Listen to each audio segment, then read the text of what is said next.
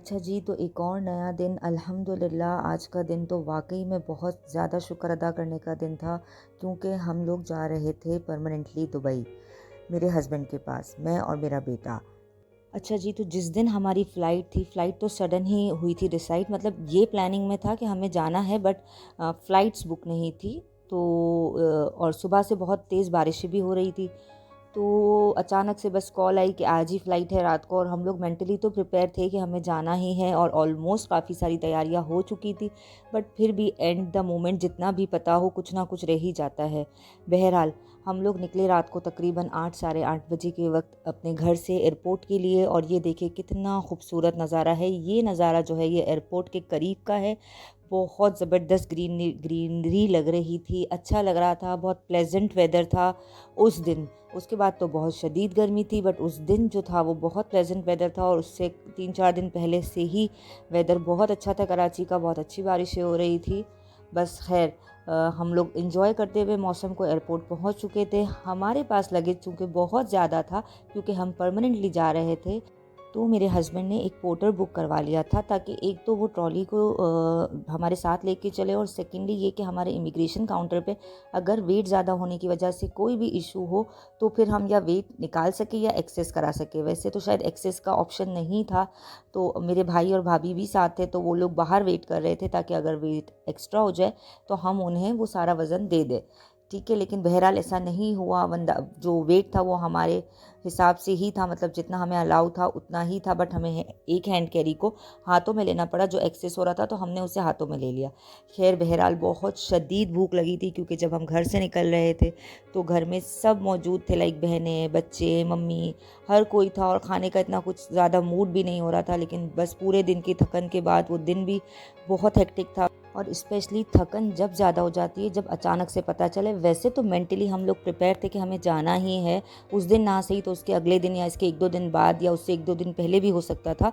लेकिन बस खैर, शायद वो वक्त ही ऐसा था, क्योंकि मैं अपने घर के बच्चों से, अपने घर वालों से बहुत अटैच हूँ। स्पेशली मेरे घर की जितने भी बच्चे बच्चियाँ हैं, तो वो एक मरहला ऐसा होता है, और शायद मेरे लिए नहीं, बहुत सारे लोग मुझसे रिलेट करेंगे। भाई के बच्चे, बहनों के बच्चे, अपने बच्चे, अपना तो बच्चा खैर साथ ही था, लेकिन फिर भी अपने रिश्तेदार, उनको छोड़ना वो एक बहुत मुश्किल होता है। और जब आपको ये पता है कि आप परमानेंटली शिफ्ट हो रहे हो, खैर दुबई और पाकिस्तान का इतना बड़ा कोई डिफरेंस, मतलब डिस्टेंस नहीं है, बट फिर भी हम एक नई ज़िंदगी शुरू करने जा रहे थे। स्ट्रगलिंग लाइफ थी, तो ऐसा भी नहीं था कि 1-2 महीने में वापसी हो जाती। बहरहाल अल्लाह ताला का फिर भी करोड़ों एहसान है, बहुत शुक्र है। ये देखिए, आप लोगों से बातें करते करते हमने अपनी बोर्डिंग कराई, और हम अपने फ़्लाइट में आके बैठ गए। जब हम फ़्लाइट में बैठे तब भी हल्की हल्की बारिश शुरू हो चुकी थी, और हमें यही डर लग रहा था कि ऑलरेडी हमारी फ़्लाइट 1 से 1.5 घंटा लेट हो चुकी थी, मतलब डिले हो चुकी थी, और मज़ीद डिले ना हो जाए। बट खैर, प्लेन में बैठने के तकरीबन 12-13 या 15 मिनट बाद ही जब सब सेट हो गया था, तो प्लेन ने टेक ऑफ किया। और बहुत ही ज़बरदस्त मंज़र था, बाहर सारी गीली गीली ज़मीन थी, और बहुत अच्छा लग रहा था। और बस इसी तरह से टेक ऑफ करते हुए पाकिस्तान को हमने कहा अलविदा।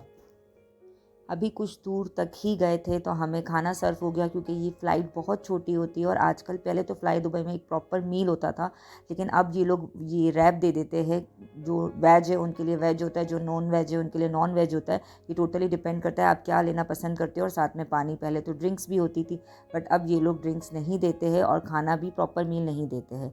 बहरहाल खाना खाने के बाद थोड़ी देर रेस्ट करने के बाद हम पहुँच चुके थे दुबई की लिमिट्स में। अल्हम्दुलिल्लाह, अल्लाह का लाख शुक्र है। बस ये वो मरहला था जब बहुत ज़्यादा खुशी थी, बहुत ज़्यादा रिलैक्सेशन था, क्योंकि हम अपने घर के सरबराह के पास पहुंच रहे थे, मैं और मेरा बेटा। जब पूरा प्लेन खाली हो गया तो हम आराम से निकले, क्योंकि हमारे पास कोई इतना ज़्यादा वेट नहीं था, लेकिन प्लेन बिल्कुल फुल था। अच्छा, फ़्लाई दुबई का एक इशू है, इशू तो नहीं है, बट इनका ये एक प्रोसेस है कि हमें प्लेन से उतर के बस में बैठना होता है, और फिर हमें जाना होता है एयरपोर्ट तक।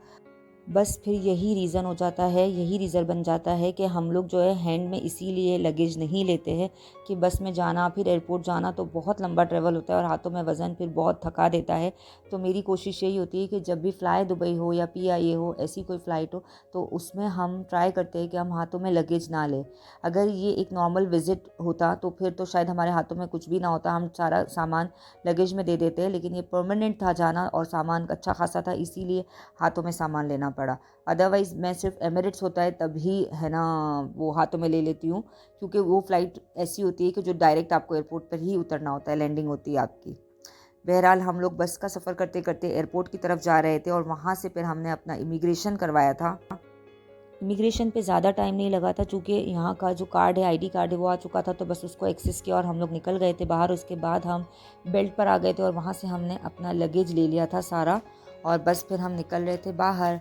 अब गाड़ी में बैठ के हम पहुँच गए थे अपने घर। अच्छा, ये घर हमने नहीं देखा था, हमारा बिल्कुल फ़र्स्ट व्यू था, और अल्हम्दुलिल्लाह अल्हम्दुलिल्लाह घर बहुत अच्छा था। अल्लाह ताला हमें मुबारक करे। आप लोग भी दुआओं में ज़रूर याद रखिएगा। और अब आगे के व्लॉग में बाकी से पता चलेगा कि किस तरह से हमने वो दिन स्पेंड किया जिस दिन हम पहुँचे थे, और इसके बाद की जर्नी इंशाल्लाह इंशाल्लाह।